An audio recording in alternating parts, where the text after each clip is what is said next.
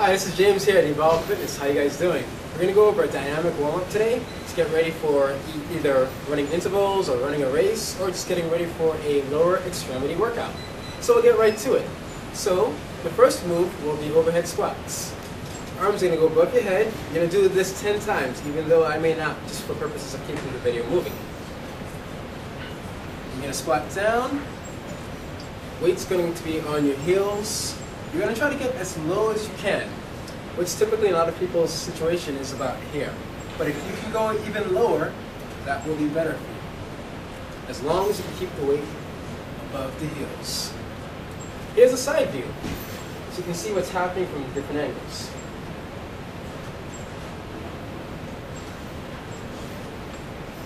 So you may notice as I'm doing this, I'm really engaging from the glutes, and I'm also keeping the weight on my heels. This will maximize depth that I can squat. It'll allow my knees to stretch and not be strained in the process. And also, it increases blood flow to the glutes, which is always a good thing. Okay, so that was the overhead squat. Our next move is going to be the circle kicks. Circle kicks are going to help to create more range of motion throughout our hips. You're just going to find a prop, and you're going to kick over it. And if you don't have a prop, that's okay. Just make as big of a circle as you can, and that's fine too. But if you have a prop, it keeps you focused, because typically, as people get fatigued, they'll start to kick lower and lower and lower, and then you're not really getting the result that you're looking for. The other thing I want to note about circle kicks is that typically you'll see that people are taught to do them with a prop in front of them. So, and that's fine, but because of the world that we live in, where we always have our knees in front of us when we're sitting at work, or sitting when we're driving, sitting when we're eating, sitting at a movie theater, etc., etc., I'm not sure if you're getting the most benefit that you can get from this sort of movement. Whereas, if you're actually kicking behind yourself, that's a movement that most people are not used to. But yet, you can get a lot of benefit from it. If you're getting mobility where there originally was not, then that's going to lead to a more athletic performance, as opposed to being restricted by not having that mobility there in the first place. So that's the circle kicks. Once again, you would do 10 circles each direction, each side. The next move I wanted to go over are the lunge back and reach overs. So you're going to lunge back, and you're going to get a big stretch in your hip flexor. So the key thing here is that you want to have your pelvis tucked in. So you don't want to arch your back or anything like that, which I'll show you from a side view in a moment. The other thing is that when you reach over, typically people will round their ribs. So, and that's fine. But if you want to get the most bang for your buck, you want to focus on trying to engage your obliques, keeping your spine as long as possible, and you lean. And what that does is that you're going to get even more of a stretch in your hip.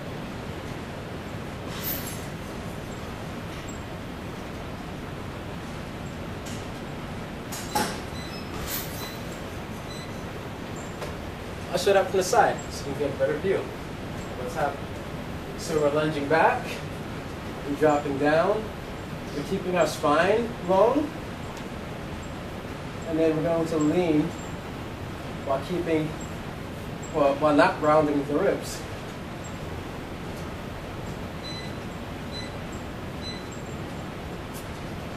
We'll do some on the other side.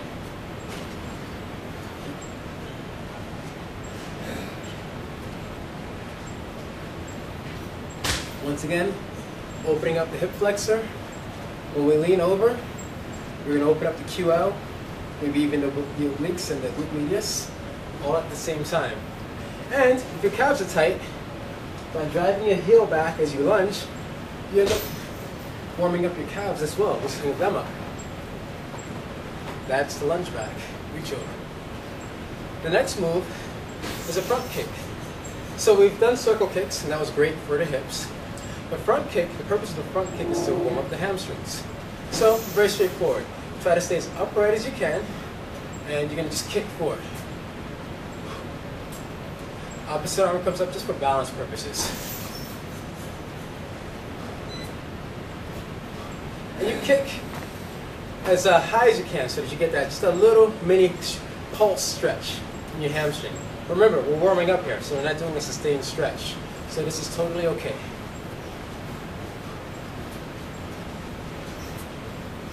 So I'll do the opposite side from the side so you can see it from a different angle.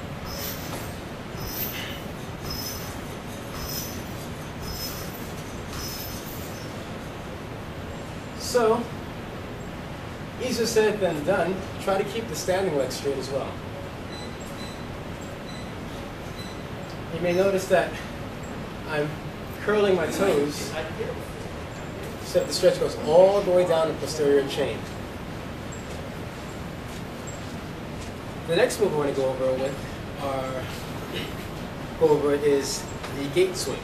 Gate swing opens up the adductors. I'm going to come down, open up the thighs using the arms, then come back up.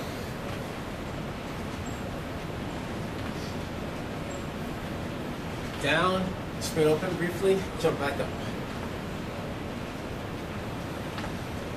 And you do 10 of those. The next move are the seal jacks. Seal jacks start off with the arms spread, legs spread, you cross, come in, open. Cross, come in, open.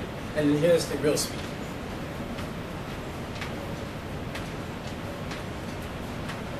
That's the seal jacks. 10 times each direction, each side. And then, beyond that, I would go over, depending on if you're actually running a race or not, or if you're doing a lower extremity workout, you can do what's called cariokas. So if you're running a race, and you have an expansive space to do some light jogging or some strides or what have you, you can also do cariokas.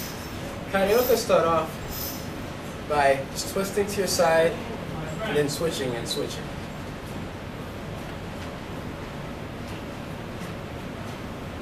And that's how that works. Of course, you'd have a lot more space to work with, and then you would obviously get a better warm-up for your trunk. The next move would be where you're doing high knees and you're running backwards.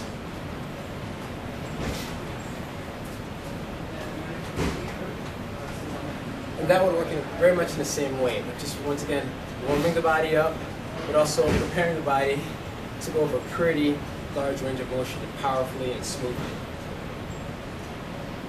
And then the last thing I would do as part of the warm-up, if you're running, wouldn't necessarily do this once again for a lower extremity workout in the gym, but it would be strides. So we did some high knees running backwards, but now we'll do high knees running forwards, mixed in with a sprint.